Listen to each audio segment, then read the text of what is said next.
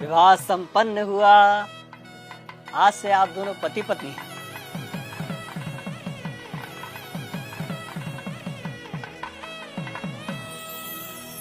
भाई साहब, पंडित जी को भी दक्षिणा देके निपटाओ बस। हाँ हाँ जीजा जी, याद है मुझे। पंडित जी, आपकी दक्षिणा। यजमान, मात्र 1100 रुपए दक्षिणा। अरे तो इतना हैरान क्या हो रहे हैं पंडित जी? जो रेट चल रहा है वही तो दिया है। दक्षिणा रेट से नहीं, सामर्थ्य के अनुसार दी जाती है यजमान। अरे तो क्या पूरी गड्डी पकड़ा दें आपको?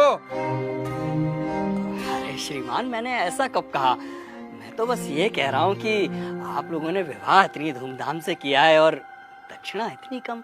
देखिए पंडित जी, कम हो या ज्यादा, हमें जो देना था हमने दे दिया। अब बाकी बात आप लड़की वालों से करिए भाई। कैसी बातें कर रहे हो भाई साहब?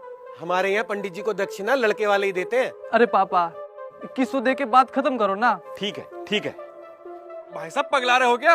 किस बात के 2100? 1100 काफी है, उससे 1 रुपया ज्यादा मत दो।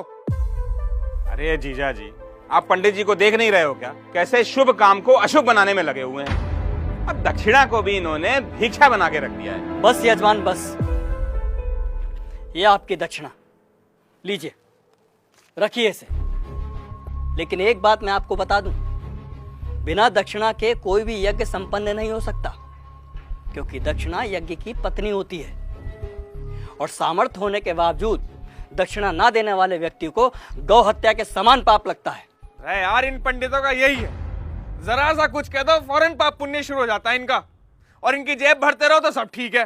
सही कह रहे हो जीजा जी।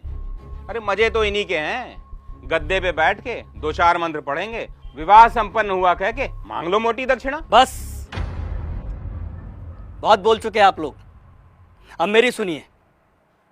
अरे आप जैसे व्यक्ति लाखों करोड़ों रुपए विवाह के खान पान, गहनों, महंगी गाड़ियों, आतिशबाजी और बैंड बाजों में खर्च कर देते हैं, लेकिन जब समय आता है पंडित जी को दक्षिणा देने का, तब आपके हाथ रुक जाते हैं, मानो पंडित ने दक्षिणा नहीं आपसे आपकी संपत्ति मांग ली हो।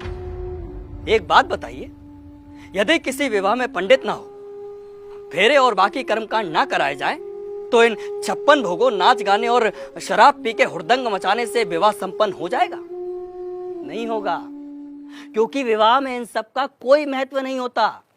लेकिन फिर भी हमारे समाज में वैदिक रस्मों की बजाय इन व्यर्थ के आडंबरों को बढ़ावा दिया जा रहा है।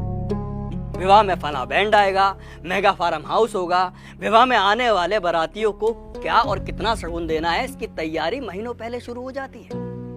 और मंडप में अगर पंडित सुपारी मांग ले तो आप कहते हैं कि अरे पंडित जी भूल गए। क्या यही तरीका होता है विवाह का? और आप क्या कह रहे थे प्रकाश जी कि पंडित का काम ही क्या होता है? आराम से बैठ के 4 मंत्र पढ़ देना और दक्षिणा के लिए हाथ फैला देना। तो श्रीमान सुनिए, विवाह गुड्डे गुड़ियों का खेल नहीं होता, 7 जन्मों का अटूट बंधन है, जिसमें पंडित मंत्रोच्चारण करके देवताओं का आह्वान करता है और वर वधू को परिणय सूत्र में बांधता है।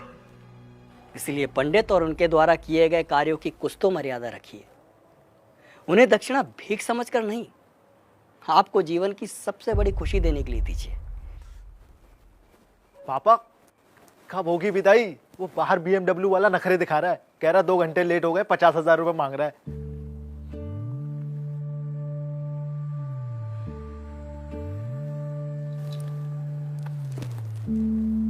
ये तुम्हारे विवाह की दक्षिणा।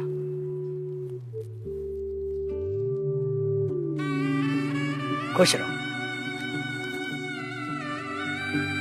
पंडित जी, पंडित जी, पंडित जी